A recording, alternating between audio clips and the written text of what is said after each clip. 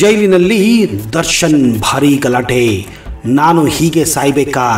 Report ಬಗ್ಗೆ ತಿಳಿದು ಕಿರುಚಾಡಿದ್ರ Darshan. Devil ಕೋಪಕ್ಕೆ ಸಹಚಕರು ಅಲ್ಲದೆ ಇಡೀ ಪರಪ್ಪನ ಅಗ್ರಹಾರ ಜೈಲರುಗಳೇ ಶಾಕ್ ಆಗಿ ಹೋಗಿದ್ದಾರೆ, ಥಂಡಾಗಿ ಹೋಗಿದ್ದಾರೆ. ಚಿತ್ರದುರ್ಗದ ರೇಣುಕಾಸ್ವಾಮಿ ಕೊಲೆ ಆರೋಪದಲ್ಲಿ ದರ್ಶನ್ ಪವಿತ್ರ ಗೌಡ ಅವರು ಸದ್ಯ ಪರಪ್ಪನ ಆಗ್ರಹದಲ್ಲಿದ್ದಾರೆ. ಜಾಮೀನು ಪಡೆದು ಹೊರಗೆ ಬಂದಿದ್ದ ದರ್ಶನ್ ಅವರ ಬೇಲ್ ಕ್ಯಾನ್ಸಲ್ ಮಾಡಿದ ಬೆನ್ನಲ್ಲೇ 7 ಆರೋಪಿಗಳನ್ನು ಅರೆಸ್ಟ್ ಮಾಡುವಂತೆ ಸುಪ್ರೀಂ ಕೋರ್ಟ್ ಆದೇಶ ನೀಡಿದ್ದು ನಿಮಗೆಲ್ಲ ಗೊತ್ತು. ಅದರಂತೆ ದರ್ಶನ್ ಪವಿತ್ರ ಗೌಡ ಸೇರಿ 7 ಜನ ಆರೋಪಿಗಳು ಮತ್ತೆ ಜೈಲನ್ನ ಸೇರಿದ್ದಾರೆ. ಅದರ ನಂತರ ನಟ ದರ್ಶನ್ ಬೆಡ್ಶೀಟ್ ದಿಂಬು ಬೇಕೆಂದು ಅರ್ಜಿಯನ್ನ ಸಲ್ಲಿಸಿದ್ದರು. ಅವರ ವಕೀಲ ಸುನೀಲ್ ಅವರು ಹೈಕೋರ್ಟ್ ಹೇಳಿದ ನಂತರವೂ ಜೈಲು ಅಧಿಕಾರಿಗಳು ಮ್ಯಾನ್ಯುವಲ್ ಪ್ರಕಾರ ಸೌಲಭ್ಯ ನೀಡುತ್ತಿಲ್ಲ, ನ್ಯಾಯಾಧೀಶರೇ ಬಂದು ಪರಿಶೀಲನೆ ಮಾಡಬೇಕೆಂದು ಮನವಿ ಸಲ್ಲಿಸಿದ್ದರು. ಅದರಂತೆ ಹೈಕೋರ್ಟ್ ಕಾನೂನು ಪ್ರಾಧಿಕಾರ ಅಧಿಕಾರಿಗಳು ಜೈಲಿಗೆ ಖುದ್ದಾಗಿ ಭೇಟಿ ನೀಡಿ ಪರಿಶೀಲನೆ ನಡೆಸಿ ವರದಿಯನ್ನ ಅಕ್ಟೋಬರ್ 18ರಂದು ಕೋರ್ಟಿಗೆ ಸಲ್ಲಿಸಿದ್ದಾರೆ. ಸದ್ಯ ಈ ವರದಿಯ ವಾದ ಪ್ರತಿವಾದ ವಿಚಾರಣೆ ಅಕ್ಟೋಬರ್ 29ರಂದು ನಡೆಯಲಿದೆ. ತಾನು ತೋಡಿಕೊಂಡ ಬಾವಿಗೆ ಬಿದ್ದ ನಟ ದರ್ಶನ್ ಜೈಲಿನಲ್ಲಿ ಸೌಲಭ್ಯ ಸರಿ ಇಲ್ಲ ಎಂದು ಅರ್ಜಿ ಸಲ್ಲಿಸಿದರೂ ಕೂಡ ಈಗ ವರದಿ ದರ್ಶನ್ ಪರವಾಗಿ ಬಂದಿಲ್ಲ. ಜೈಲಿನ ಮ್ಯಾನ್ಯುವಲ್ ಪ್ರಕಾರ ಸೌಲಭ್ಯ ನೀಡಿದರೂ ಆರೋಪಗಳನ್ನ ಮಾಡಲಾಗಿದೆ ಎನ್ನಲಾಗಿದೆ. ಖುದ್ದು ನ್ಯಾಯಾಧೀಶರ ಭೇಟಿಗೂ ಅರ್ಜಿ ಹಾಕಿದ್ದ ದರ್ಶನ್ ಪರ ಲಾಯರ್ ಮನವಿಯನ್ನು ಪುರಸ್ಕರಿಸಿದ ಕೋರ್ಟ್ ಲಾಯರ್ಗಳಿಗೆ ಅಪ್ಲೈ ಮಾಡಿ ರಿಪೋರ್ಟ್ ಪಡೆಯುವಂತೆ ಹೇಳಿತ್ತು. ಈಗ ನ್ಯಾಯಾಧೀಶರೇ ಭೇಟಿ ಬಳಿಕ ವರದಿ ನೀಡಿದ್ದು ವಿಚಾರ ಕೇಳಿ ಶಾಕ್ ಆಗಿರೋ ದರ್ಶನ್ ಇದೇ ವಿಚಾರವಾಗಿ ಸಿಟ್ಟಾಗಿದ್ದಾರೆ. ರಿಪೋರ್ಟ್ ಅನ್ನ ನನ್ನ ವಿರುದ್ಧ ಇದೆ ಅಂದಿದ್ದು ಗೊತ್ತಾದ ತಕ್ಷಣ ಡೆವಿಲ್ ಬ್ಯಾರಕ್ನಲ್ಲಿ ಗರಂ ಆಗಿದ್ದಾರೆ ಎನ್ನಲಾಗಿದೆ. ಸಹ ಕೈದಿಗಳ ಜೊತೆಗೆ ಕೂಗಾಡಿರೋ ದರ್ಶನ್ ವರದಿ ಬಗ್ಗೆ ಫುಲ್ ಗರಂ ಆಗಿ ಜೈಲು ಅಧಿಕಾರಿಗಳ ಮೇಲೆ ಕೂಗಾಡಿ ಅವರನ್ನೆಲ್ಲ ಥಂಡ ಮಾಡಿದ್ದಾರೆ. ಅವರ ಅಸಲಿ ರೂಪವನ್ನ ತೋರಿಸಿದ್ದಾರೆ. ನಾನು ಯಾರಿಗೂ ಏನು ಅನ್ಯಾಯ ಮಾಡಿದೆ? ನನ್ನ ಕೈಲಾದಷ್ಟು ಸಹಾಯ ಮಾಡಿದ್ದೇನೆ. ನನಗೆ ಯಾಕೆ ಈ ಶಿಕ್ಷೆ? ನಾನು ಹೀಗೆ ಸಾಯಬೇಕಾ ಅಂತ ಕೂಗಾಡಿ ದರ್ಶನ್ ಸಿಟ್ಟಾಗಿದ್ದಾರೆ ಎಂದು ಈಗ ಜೈಲಿನಿಂದ ಸುದ್ದಿ ಬಂದಿದೆ. ದರ್ಶನ್ ಕೋಪಗೊಂಡ ರೀತಿ ನೋಡಿ ಸಹಚಕರು ಕೂಡ ಫುಲ್ ಶಾಕ್ ಆಗಿದ್ದಾರೆ ಹಾಗೂ ಜೈಲು ಅಧಿಕಾರಿಗಳು ಕೂಡ ಥಂಡ ಆಗಿದ್ದಾರೆ ಎಂದು ಹೇಳಲಾಗುತ್ತಿದೆ. ಅಷ್ಟಕ್ಕೂ ಕೈದಿಗಳನ್ನ ಜೈಲಿನಲ್ಲಿ ಯಾವ ರೀತಿ ನೋಡಬೇಕು, ವಿಚಾರಣೆ ಹಂತದಲ್ಲಿರುವ ಕೈದಿಗಳನ್ನ ನೋಡಿಕೊಳ್ಳಬೇಕೆನ್ನುವ ಒಂದು ಮ್ಯಾನ್ಯುವಲ್ ಕೂಡ ಜೈಲಿನಲ್ಲಿರುತ್ತದೆ. ಹಾಗಾದ್ರೆ ನಮ್ಮ ದೇಶದ ಜೈಲುಗಳು ಯಾವ ರೀತಿ ಈ ತರ ಕೈದಿಗಳನ್ನ ನೋಡುತ್ತವೆ ಅನ್ನೋದು ತಿಳಿದುಕೊಳ್ಳಬೇಕಾದಂತಹ ವಿಷಯವಾಗಿದೆ.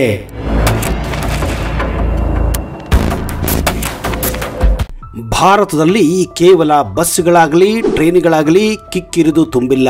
ಬದಲಾಗಿ ಭಾರತದಲ್ಲಿರುವ ಜೈಲುಗಳು ಕೂಡ ತುಂಬಿ ತುಳುಕುತ್ತಿವೆ.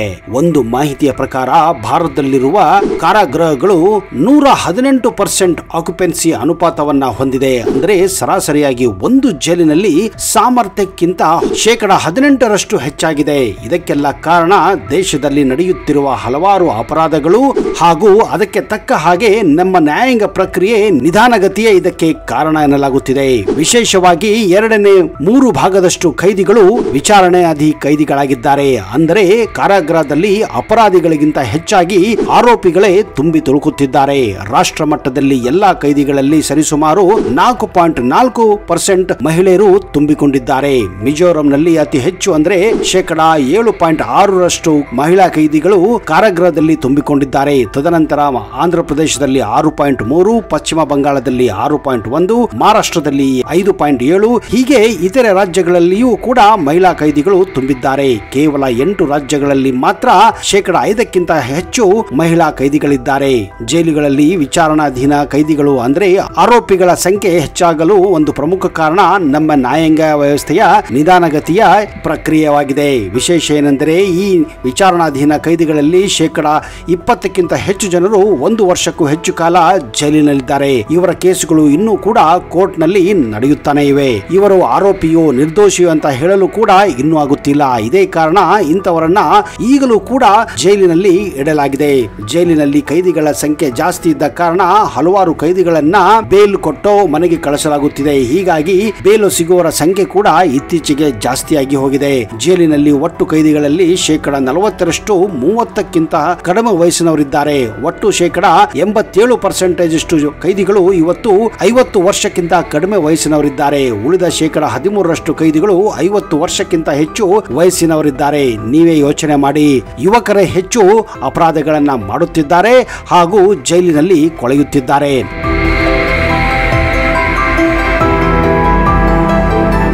ಜೈಲಿನಲ್ಲಿರುವ ಕೈದಿಗಳಲ್ಲಿ 2 ವಿಧಗಳಿವೆ. ಒಂದು ವಿಚಾರಣಾಧೀನ ಕೈದಿಗಳು, ಅವರನ್ನ ಆರೋಪಿ ಅಂತ ಕರೆದರೆ, ಇನ್ನು ಕೆಲವರು ಅವರ ಆರೋಪ ಸಾಬೀತಾದ ನಂತರ ಅವರನ್ನ ಅಪರಾಧಿಯನ್ನಾಗಿ ಮಾಡುತ್ತವೆ.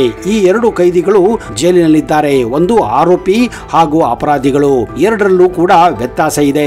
ಆರೋಪಿ ಅಂದ್ರೆ ಒಬ್ಬ ವ್ಯಕ್ತಿ ತಾನು ಮಾಡಿದ ಯಾವುದೇ ಒಂದು ಅಪರಾಧ ಇನ್ನೂ ಸಾಬೀತಾಗದೆ ಇರುವಾಗ ಅಂತಹವರನ್ನ ಆರೋಪಿ ಅಂತ ಪರಿಗಣಿಸಲಾಗುತ್ತದೆ. ಎಲ್ಲಿವರೆಗೆ ಈ ಕೇಸುಗಳು ಕೋರ್ಟಿನಲ್ಲಿ ನಡೆಯುತ್ತವೆಯೋ ಅಂತ ವ್ಯಕ್ತಿಗಳನ್ನ ವಿಚಾರಣಾಧೀನ ಆರೋಪಿ ಅಂತ ಜೈಲಿನಲ್ಲಿ ಇಡಲಾಗುತ್ತದೆ. ಕೆಲವೊಮ್ಮೆ ಈ ವ್ಯಕ್ತಿಗಳಿಂದ ಸಮಾಜಕ್ಕೆ ಅಪಾಯ ಇಲ್ಲಂತ ಗೊತ್ತಾದಾಗ ಅಂತ ವ್ಯಕ್ತಿಗಳಿಗೆ ಬೇಲ್ ಅಂದ್ರೆ ಜಾಮೀನು ಕೊಟ್ಟು ಜೈಲಿನಿಂದ ಹೊರಗೆ ಇಟ್ಟು ಆ ವ್ಯಕ್ತಿಯ ಕೇಸನ್ನ ಕೋರ್ಟಿನಲ್ಲಿ ನಡೆಸಲಾಗುತ್ತದೆ. ಯಾವಾಗ ಪೊಲೀಸರು ಕೋರ್ಟು ಅವರನ್ನ ಕರೆಸಲಾಗುತ್ತದೆಯೋ ಆವಾಗ ಅವರು ತಪ್ಪದೆ ಪೊಲೀಸ್ ಠಾಣೆಗೆ ಮತ್ತು ಕೋರ್ಟ್ಗೆ ಹಾಜರಾಗಬೇಕಾಗುತ್ತದೆ. ಹಾಗೇನಾದ್ರೂ ತಪ್ಪಿದ್ದಲ್ಲಿ ಅಂತವರ ಬೇಲನ್ನ ಅಂದ್ರೆ ಜಾಮೀನನ್ನ ಕ್ಯಾನ್ಸಲ್ ಮಾಡಿ ಮತ್ತೆ ಜೈಲಿಗೆ ಅಟ್ಟಲಾಗುತ್ತದೆ. ಆದರೆ ಕೆಲವೊಮ್ಮೆ ಒಬ್ಬ ವ್ಯಕ್ತಿ ಅಥವಾ ಅಪರಾಧಿ ಮಾಡಿದಂತಹ ಅಪರಾಧ ತುಂಬಾನೇ ಸೀರಿಯಸ್ ಆಗಿದ್ದರೆ, ಅಪಾಯಕಾರಿಯಾಗಿದ್ದರೆ, ಆ ವ್ಯಕ್ತಿ ಏನಾದ್ರೂ ಜೈಲಿನಿಂದ ಹೊರಗೆ ಇದ್ದರೆ ಸಾಕ್ಷಿಗಳನ್ನ ನಾಶ ಮಾಡಬಹುದು ಅಥವಾ ಸಮಾಜಕ್ಕೆ ಆಘಾತ ತರಬಹುದು ಅಥವಾ ವ್ಯಕ್ತಿಗಳಿಗೆ ಅಪಾಯ ಉಂಟು ಮಾಡಬಹುದು ಅಂತ ವ್ಯಕ್ತಿಗಳಿಗೆ ಬೇಲ್ ಅಂದ್ರೆ ಜಾಮೀನು ಕೊಡದೆ ವಿಚಾರಣೆ ನಡೆಯುವವರೆಗೂ ಜೈಲಿನಲ್ಲಿಯೇ ಇರಬೇಕಾಗುತ್ತದೆ. ಇದಕ್ಕೆ ಉದಾಹರಣೆ ಅಂದ್ರೆ ಕನ್ನಡದ ಖ್ಯಾತ ನಟ ಚಾಲೆಂಜಿಂಗ್ ಸ್ಟಾರ್ ದರ್ಶನ್ ಅವರ ಒಂದು ಕೇಸ್ ಆಗಿದೆ. ಇನ್ನು ಒಂದು ವೇಳೆ ಯಾವುದೇ ಒಬ್ಬ ಆರೋಪಿಯು ಅವನ ಕೃತ್ಯ ಅಥವಾ ಅವನ ಕೇಸ್ ವಿಚಾರಣೆ ನಂತರ ಆ ಅಪರಾಧ ಸಾಬೀತಾದಲ್ಲಿ ಅಂತವರನ್ನ ಅಪರಾಧಿ ಅಂತ ಪರಿಗಣಿಸಲಾಗುತ್ತದೆ. ಅಂತವರನ್ನು ಕೂಡ ಜೈಲಿನಲ್ಲಿ ಇಡಲಾಗುತ್ತದೆ. ಕೋರ್ಟಿನಲ್ಲಿ ಕೊಟ್ಟಂತಹ ನಿರ್ಣಯದ ಮೇಲೆ ಅವರನ್ನ ಶಿಕ್ಷೆಗೆ ಗುರಿಪಡಿಸಲಾಗುತ್ತದೆ. ಅದು 5 ವರ್ಷವೋ 7 ವರ್ಷವೋ 14 ವರ್ಷವೋ ಹೀಗೆ ಅಪರಾಧದ ಮೇಲೆ ಅವರನ್ನ ಜೈಲಿನಲ್ಲಿ ಇಡಬೇಕಾಗುತ್ತದೆ. ಆರೋಪಿಗಳಿಗೆ ಅಂದ್ರೆ ವಿಚಾರಣಾಧೀನ ಆರೋಪಿಗಳಿಗೆ ಯಾವುದೇ ಡ್ರೆಸ್ ಕೋಡ್ ಇರುವುದಿಲ್ಲ. ಅವರು ಮನೆಯಲ್ಲಿ ತಂದಂತಹ ಡ್ರೆಸ್ ಅನ್ನೇ ಅವರು ಜೈಲಿನಲ್ಲಿ ಹಾಕಿಕೊಳ್ಳಬಹುದಾಗಿದೆ. ಆದ್ರೆ ಅಪರಾಧಿಗಳಿಗೆ ಜೈಲಿನಲ್ಲಿ ಅವರದೇ ಆದಂತಹ ಜೈಲಿನ ಒಂದು ಡ್ರೆಸ್ ಕೋಡ್ ಕೂಡ ಇರುತ್ತದೆ. ವಿಚಾರಣಾ ಆರೋಪಿಗಳಿಗೆ ಜೈಲಿನಲ್ಲಿ ಕೆಲವೊಂದು ನಿಯಮಗಳು ಕೂಡ ಇರುತ್ತವೆ. ಅವುಗಳನ್ನ ಆರೋಪಿಗಳು ಮತ್ತು ಜೈಲಿನ ಅಧಿಕಾರಿಗಳು ತಪ್ಪದೇ ಪಾಲಿಸಬೇಕಾಗುತ್ತದೆ.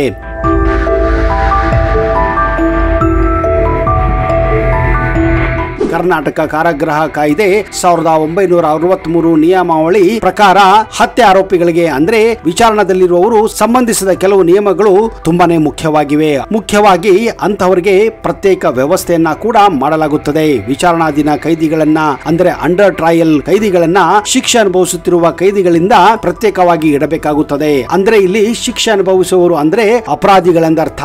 ಆದ್ರೆ ವಿಚಾರಣಾದ ಕೈದಿಗಳು ಇನ್ನೂ ಅಪರಾಧ ಸಾಬೀತಾಗದೆ ಕಾರಣ ಅಂತವರನ್ನ ಪ್ರತ್ಯೇಕ ಸೆಲ್ ನಲ್ಲಿ ಇಡಬೇಕಾಗುತ್ತದೆ.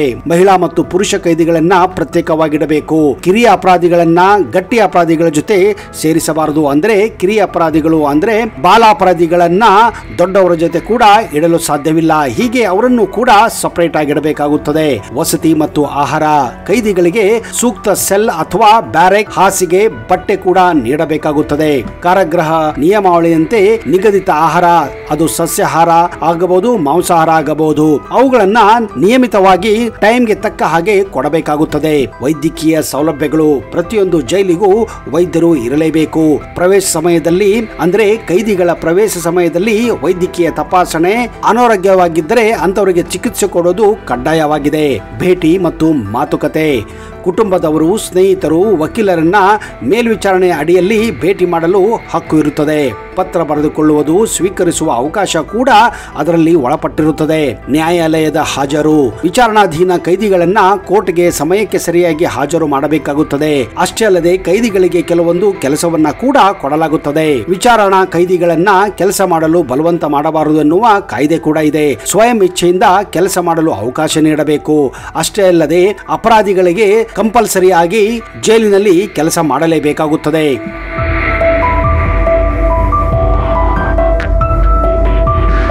ಕರ್ನಾಟಕ ಕಾರಾಗೃಹ ಮ್ಯಾನ್ಯುವಲ್ 1978 ಹಾಗೂ ತದನಂತರ ತಿದ್ದುಪಡಿಯ ಪ್ರಕಾರ ಕೆಲವು ಮಹತ್ವದ ಮಾಹಿತಿಯನ್ನು ಕೂಡ ನೀಡಲಾಗಿದೆ. ಹತ್ಯೆ ಆರೋಪಿಗಳನ್ನ ಸಾಮಾನ್ಯವಾಗಿ ಹೈ ಸೆಕ್ಯೂರಿಟಿ ಬ್ಯಾರೆಕ್ ನಲ್ಲಿ ಇರಿಸಲಾಗುತ್ತದೆ. ಸಣ್ಣ ಅಪರಾಧ ಮಾಡಿದವರ ಜೊತೆ ಅಂತವರನ್ನ ಸೇರಿಸಲು ಸಾಧ್ಯವಿಲ್ಲ. ಮೂಲಭೂತ ಸೌಲಭ್ಯಗಳು ಹಾಸಿಗೆ, ಬಟ್ಟೆ, ಸೊಳ್ಳೆ ಪರದೆ, ಸ್ನಾನದ ವ್ಯವಸ್ಥೆ, ನಿಯಮಿತ ವೈದ್ಯಕೀಯ ತಪಾಸಣೆ ಮತ್ತು ಅಗತ್ಯವಿದ್ದರೆ ಆಸ್ಪತ್ರೆಗೆ ಕಳಿಸುವ ವ್ಯವಸ್ಥೆ ಕೂಡ ಮಾಡಬೇಕಾಗುತ್ತದೆ. ಆಹಾರ ಸಮತೋಲನ ಆಹಾರವನ್ನ ಕೈದಿ ಕೈದಿಗಳಿಗೆ ಕಡ್ಡಾಯವಾಗಿ ಕೊಡಬೇಕು. ವೈದ್ಯಕೀಯ ಅಗತ್ಯವಿದ್ದರೆ ವಿಶೇಷ ಆಹಾರ, ಸಸ್ಯಾಹಾರಿ ಅಥವಾ ಮಾಂಸಾಹಾರಿ ಆಹಾರವನ್ನ ಕೂಡ ವ್ಯವಸ್ಥೆ ಮಾಡಬೇಕಾಗುತ್ತದೆ. ಮನರಂಜನೆ, ಪತ್ರಿಕೆ, ಗ್ರಂಥಾಲಯ, ವಿದ್ಯಾಭ್ಯಾಸ ಸೌಲಭ್ಯ, ಸೀಮಿತ ಆಟ ಹಾಗೂ ಕ್ರೀಡೆಗಳನ್ನ ಕೂಡ ಕೈದಿಗಳಿಗೆ ಮನರಂಜನೆ ಮೂಲಕ ಕೊಡಬಹುದಾಗಿದೆ. ಇತ್ತೀಚೆಗೆ ಕೈದಿಗಳಿಗೆ ಟಿವಿ ವ್ಯವಸ್ಥೆ ಕೂಡ ಮಾಡಲಾಗಿದೆ. ಆದರೆ ಕೆಲವೊಂದು ಚಾಲನೆಗಳನ್ನ ಮಾತ್ರ ನೋಡಲು ಅವಕಾಶ ಕೊಡಲಾಗಿದೆ. ಕಾನೂನು ಸಹಾಯ, ವಕೀಲರನ್ನು ಖಾಸಗಿಯಾಗಿ ಭೇಟಿಯಾಗುವ ಹಕ್ಕು ಅಧಿಕಾರಿಗಳ ಮೇಲ್ವಿಚಾರಣೆಯಲ್ಲಿ ನಡೆಯಬಹುದಾಗಿದೆ. ಅಷ್ಟೇ ಅಲ್ಲದೆ ಕೈದಿಗಳಿಗೆ ಉಚಿತ ಕಾನೂನು ಸಹಾಯ ಕೂಡ ನೀಡಲಾಗುತ್ತದೆ. ಆಧ್ಯಾತ್ಮಿಕ ಅವಶ್ಯಕತೆ, ಧಾರ್ಮಿಕ ಗ್ರಂಥ ಓದುವ ಅವಕಾಶ, ಪೂಜಾರಿಗಳನ್ನ, ಪಾದ್ರಿಗಳನ್ನ ಭೇಟಿ ಮಾಡುವ ಅನುಮತಿ ಕೂಡ ನೀಡಲಾಗುತ್ತದೆ. ಪರೋಲ್ ಮತ್ತು ಜಾಮೀನು, ವಿಚಾರಣಾ ಕೈದಿಗೆ ಜಾಮೀನು ಕೊಡೋದು ಕೋರ್ಟಿನ ನಿರ್ಧಾರವಾಗುತ್ತದೆ. ಒಂದು ವೇಳೆ ಕೋರ್ಟ್ ಜಾಮೀನು ಕೊಟ್ಟರೆ ಅಂತ ಕೈದಿಗಳನ್ನ ಜಾಮೀನಿನ ಮುಖಾಂತರ ಕಾರಾಗೃಹದಿಂದ ಹೊರಗೆ ಹಾಕಬಹುದಾಗಿದೆ. ಪರೋಲ್ ಸೌಲಭ್ಯ ಶಿಕ್ಷೆಗೆ ಗುರಿಯಾದ ಕೈದಿಗೆ ಮಾತ್ರ ಅನ್ವಯವಾಗಿರುತ್ತದೆ. ಪರೋಲ್ ಕೂಡ ಕೈದಿಗಳಿಗೆ ಕೊಡಬಹುದಾಗಿದೆ. ಒಂದು ವೇಳೆ ಅಪರಾಧಿಗಳಿಗೆ ಅಂದ್ರೆ ಶಿಕ್ಷೆಗೆ ಗುರಿಯಾದ ಕೈದಿಗಳಿಗೆ ಮಾತ್ರ ಪರೋಲ್ ವ್ಯವಸ್ಥೆ ಇರುತ್ತದೆ. ಉದಾಹರಣೆಗೆ ಮಕ್ಕಳ ಮದುವೆಗಾಗಲಿ ಅಥವಾ ಹಿರಿಯರ ಸಾವು ಆದಾಗ ಅಂತವರಿಗೆ ಅಂತ ಕೈದಿಗಳಿಗೆ ಪರೋಲ್ ಸಿಗುವ ಸಾಧ್ಯತೆ ಇರುತ್ತದೆ. ಅದು 2 ದಿವಸ ಆಗಲಿ, 10 ದಿವಸ ಆಗಲಿ, ತಿಂಗಳಾಗಲಿ ಕೂಡ ಪರೋಲ್ ವ್ಯವಸ್ಥೆ ಇದ್ದೇ ಇರುತ್ತದೆ. ಕೆಲವೊಮ್ಮೆ ಪರೋಲ್ ಕೊಟ್ಟಾಗ ಕೈದಿಗಳು ಪರಾರಿಯಾಗಿರುವ ಹಲವಾರು ಘಟನೆಗಳು ಕೂಡ ನಾವು ಕಾಣಬಹುದಾಗಿದೆ.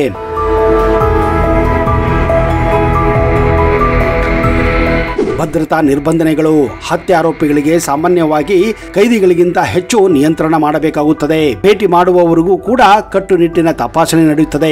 ಹತ್ಯೆ ಆರೋಪಿಗೆ ವಿಶೇಷ ಸೌಲಭ್ಯ, ಐಷಾರಾಮಿ ಸೌಲಭ್ಯಗಳು, ಉದಾಹರಣೆಗೆ ಟಿವಿ, ಮೊಬೈಲ್, ವಿಶೇಷ ಆಹಾರ ಕೂಡ ಸಿಗುವುದಿಲ್ಲ. ಶಿಕ್ಷೆ ಅನುಭವಿಸುತ್ತಿರುವ ಕೈದಿಗಳಿಗೆ ಮಾತ್ರ ರೆಮಿಷನ್, ಪರೋಲ್, ಕೆಲಸದ ಹಕ್ಕು ಅನ್ವಯವಾಗಿರುತ್ತದೆ. ಹೈ ಪ್ರೊಫೈಲ್ ಕೈದಿಗಳು ಇದ್ದರೆ ಎ ಕ್ಲಾಸ್ ವರ್ಗದಲ್ಲಿ ಇರಿಸಿ ಸ್ವಚ್ಛ ಕೊಠಡಿ, ಉತ್ತಮ ಆಹಾರ, ಪತ್ರಿಕೆ ಕೂಡ ನೀಡಬಹುದಾಗಿದೆ ಹಾಗೂ ಟಿವಿ ಕೂಡ ಕೊಡಬಹುದಾಗಿದೆ. ಆದರೂ ಕೂಡ ನಿಯಮದ ಮಿತಿಯೊಳಗೆ ಕೊಡಬೇಕಾಗುತ್ತದೆ. ಈ ಎಲ್ಲ ಕಾನೂನುಗಳನ್ನ, ಈ ಎಲ್ಲ ನಿಯಮಗಳನ್ನ ತಪ್ಪದೆ ಜೈಲಿನ ಅಧಿಕಾರಿಗಳು ಪಾಲಿಸಬೇಕಾಗುತ್ತದೆ. ಆದರೆ ನಮ್ಮ ಜೈಲುಗಳಲ್ಲಿ ಇವತ್ತು ದುಡ್ಡು ಕೊಟ್ಟರೆ ಎಲ್ಲ ಸಿಗುತ್ತದೆ ಅನ್ನುವ ಮಟ್ಟಿಗೆ ಹಾಳಾಗಿ ಹೋಗಿವೆ.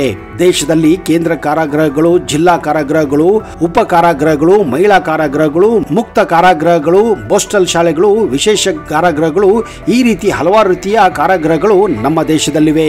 ದೇಶದಲ್ಲಿ ಸುಮಾರು 130 ಕೇಂದ್ರ ಕಾರಾಗೃಹಗಳು ಇದ್ದರೆ 346 ಜಿಲ್ಲಾ ಕಾರಾಗೃಹಗಳಿವೆ. ಹಾಗೆಯೇ ಉಪ ಜೈಲುಗಳು ಸುಮಾರು 780 ಇವೆ. ಮಹಿಳಾ ಜೈಲುಗಳು 19 ಇದ್ದರೆ ಬೋಸ್ಟನ್ ಕಾಲೇಜುಗಳು 21 ಇವೆ ಹಾಗೂ ಕೆಲವು ಮುಕ್ತ ಜೈಲುಗಳು ಸುಮಾರು 53 ಇವೆ. ಭಾರತದಲ್ಲಿ 7 ದೊಡ್ಡ ಕೇಂದ್ರ ಕಾರಾಗೃಹಗಳು ಅತಿ ಹೆಚ್ಚು ಹೆಸರುವಾಸಿಯಾಗಿವೆ. ಅವುಗಳಲ್ಲಿ ದೆಹಲಿಯಲ್ಲಿರುವ ತಿಹಾರ್ ಜೈಲು, ಇದು ದಕ್ಷಿಣ ಏಷ್ಯಾದ ಅತಿ ದೊಡ್ಡ ಜೈಲಾಗಿದೆ. ಯರವಾಡ ಕೇಂದ್ರ ಕಾರಾಗೃಹ, ಇದು ಮಹಾರಾಷ್ಟ್ರದ ಪುಣೆಯಲ್ಲಿದೆ. ಚೆನ್ನೈನಲ್ಲಿರುವ ಪುಳಲ್ ಕೇಂದ್ರ ಕಾರಾಗೃಹ, ರಾಜಮಂಡ್ರಿ ಕೇಂದ್ರ ಕಾರಾಗೃಹ ಆಂಧ್ರ ಪ್ರದೇಶದಲ್ಲಿದೆ. ನೈನಿ ಕೇಂದ್ರ ಕಾರಾಗೃಹ ಉತ್ತರ ಪ್ರದೇಶದ ಪ್ರಯಾಗ್ರಾಜ್ದಲ್ಲಿದ್ದರೆ ಅಲಿಪೋರ್ ಕೇಂದ್ರ ಕಾರಾಗೃಹ ಪಶ್ಚಿಮ ಬಂಗಾಳದಲ್ಲಿದೆ. ಅಷ್ಟೇ ಅಲ್ಲದೆ ತಮಿಳುನಾಡಲ್ಲಿರುವ ವೆಲ್ಲೂರು ಕೇಂದ್ರ ಕಾರಾಗೃಹ ಕೂಡ ಪ್ರಮುಖ ಕೇಂದ್ರ ಕಾರಾಗೃಹಗಳಲ್ಲಿ ಒಂದಾಗಿದೆ. ಭಾರತದಲ್ಲಿ ಅತ್ಯಂತ ಹಳೆಯ ಜೈಲು 1741ರಲ್ಲಿ ಆಗ್ರಾದಲ್ಲಿ ನಿರ್ಮಿಸಲಾಗಿತ್ತು. ಇದು ಅತ್ಯಂತ ಹಳೆಯ ಜೈಲು ಎಂದು ಪರಿಗಣಿಸಲಾಗುತ್ತದೆ. ಹಾಗೆಯೇ 1864ರಲ್ಲಿ ನಿರ್ಮಿಸಲಾಗಿರುವ ಆಂಧ್ರ ಪ್ರದೇಶದ ರಾಜಮಂಡ್ರಿ ಕೇಂದ್ರ ಕಾರಾಗೃಹ ಭಾರತದಲ್ಲಿರುವ, ಅದರಲ್ಲೂ ಕೂಡ ಡಚ್ಚರು ನಿರ್ಮಿಸಿದಂತಹ ಅತ್ಯಂತ ಹಳೆಯ ಜೈಲಾಗಿದೆ. ಅಷ್ಟೇ ಅಲ್ಲದೆ 1906ರಲ್ಲಿ ನಿರ್ಮಿಸಲಾದಂತಹ ಅಂಡಮಾನ್ ಮತ್ತು ನಿಕೋಬಾರ್ ದ್ವೀಪದಲ್ಲಿ ನಿರ್ಮಿತವಾದಂತಹ ಕುಖ್ಯಾತ್ ಸೆಲ್ಯುಲಾರ್ ಜೈಲು ಒಂದು ಹಳೆಯ ಜೈಲಾಗಿದೆ.